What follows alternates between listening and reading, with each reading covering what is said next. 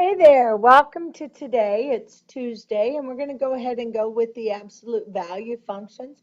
Now, we've seen these before with USA test prep, but I want you to go ahead and try to work with them. Have your partners create the following functions on one coordinate plane, but try to use different colored rubber bands and discuss the transformations that happen to the original function.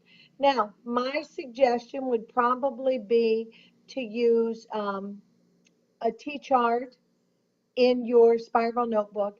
And let's go ahead and try to use -2, -1, 0, 1, and 2.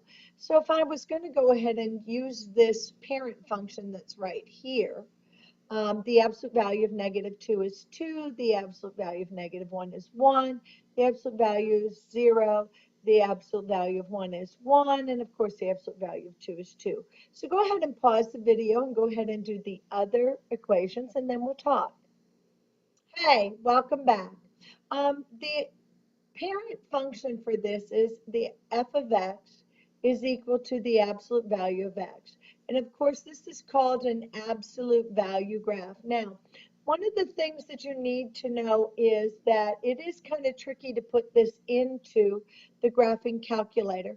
So one of the first things that you need to know to do is when you want to do the y equals, you hit y equals, but then you have to hit the second button, okay? So when you hit the second button, then you're going to go ahead and hit this 0 right here, and that'll bring up the catalog. And when you get the catalog, you're going to go ahead and you're very fortunate because the very first thing that says is ABS.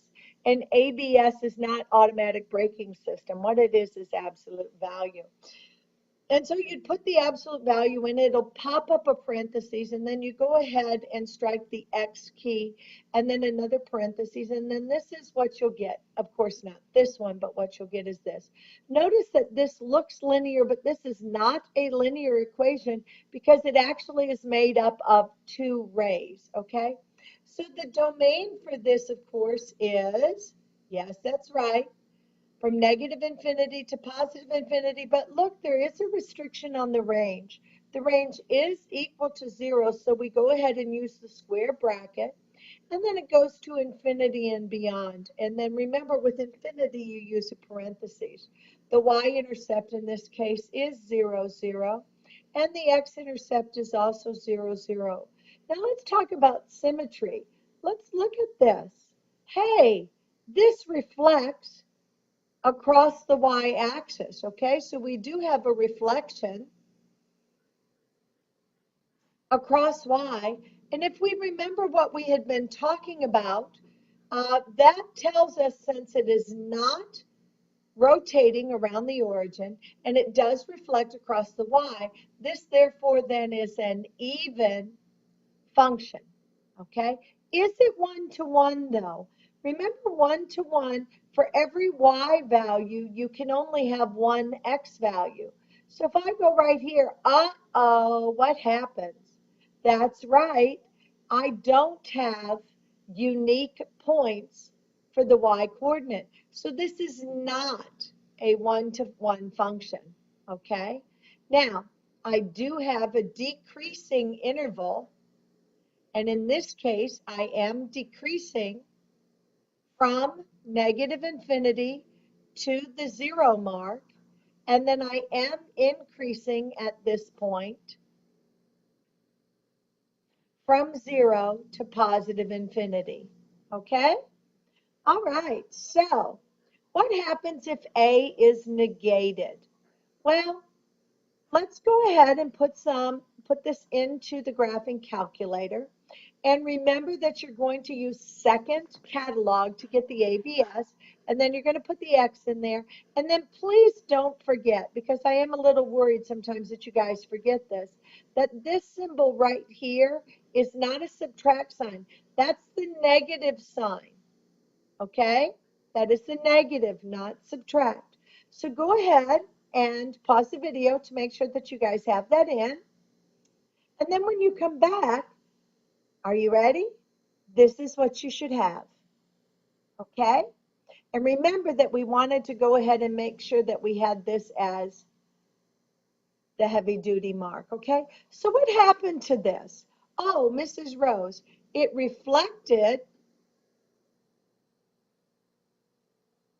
over the x-axis, okay?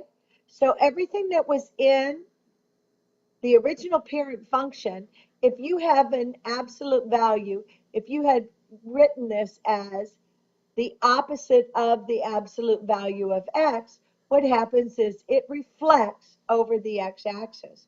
So let's go ahead and graph a great example for that in your parent function book.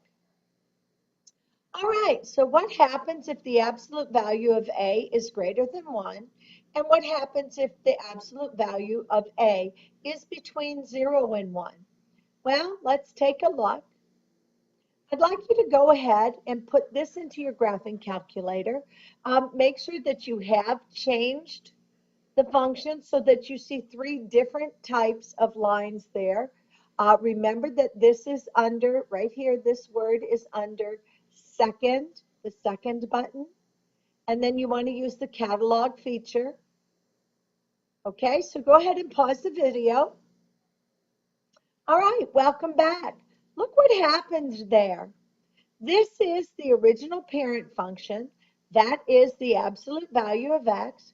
When you went ahead and did 3, and let me use a different color just so that you can see this. When you did 3 times the absolute value of x, it did what? That's right. That's called a stretch. That is a vertical stretch towards the y-axis. Okay? Notice how it moved in towards the y-axis. Okay, but what happened when you did the 1/2? What happened when you used the fraction right here? Oh, what happened? It did this. It moved closer to the x-axis. Remember, that is called a vertical shrink, and it is shrinking towards the x-axis. It is getting wider and flatter. So let's go ahead and stop the video. Make sure you go ahead and write your information down, and then make sure you graph your examples on the parent function. I do hope that you are using different colors for each of these so that you can see what you did. And also, I hope that you are labeling the functions. Are you ready to move on? Well, good. Then here we go. What happens with the vertical shift? Let's go ahead and do a vertical shift like this. Okay, go ahead and pause the video to make sure that you get in it. Please notice in each of the cases that this is done before you put this in. Now, as you go to graph these, though, I hope that you remember that you are writing these as the f of x is equal to absolute value x, and let's say plus 3 here. Okay, so go ahead and close the video. All right, welcome back. This is what you should have seen. Notice that when you had a positive k, what happened? That's right, you had a vertical shift up. And what happened when you had a negative k? You had a vertical shift down. All right, go ahead and pause the video and make sure that you do your graph using different colors. Welcome back. What's going to happen with a horizontal shift? Well, I don't know. Let's go ahead and pause the video and put these in your graphing calculator. Notice at this point, if you were going to write this, this would be f of x is equal to the absolute value of x plus 3. Notice that when you have a horizontal shift, the plus h and the minus h actually happen inside the absolute value marks. So go ahead and pause the video and take a look. Welcome back. Hopefully this is what your graphing calculator looked like. Notice when we used positive 3, it shifted to the what? That's right. This was a shift left. So you do the opposite of what you see. Kind of like when you found the solutions for a polynomial factoring. That's right. And then when you went ahead and did this one, let's get a pen. When you did the f of x and you did x minus 2, notice in that case, whoops, let's get that in there, that you shifted to the right. Okay, why don't you go ahead and pause the video and graph what you need. All right, so this is what the function looks like in the format. This is the vertex format that we want. I hope you're writing this in your important notes, and I also hope you're using different colored pencils. Remember that if the a is negated, it will reflect over the x-axis.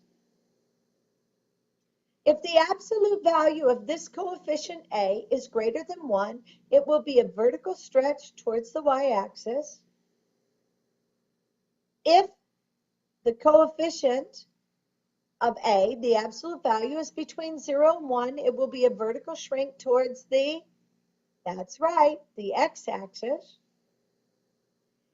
If you see x minus h, that will be a horizontal shift right, just like you did with polynomial factoring for the solutions.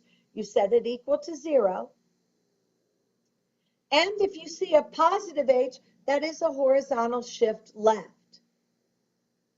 Finally, a positive k will be a vertical shift up, and a negative k will be a vertical shift down. Go ahead and pause the video for just a second, so you can go ahead and get this written in your important notes.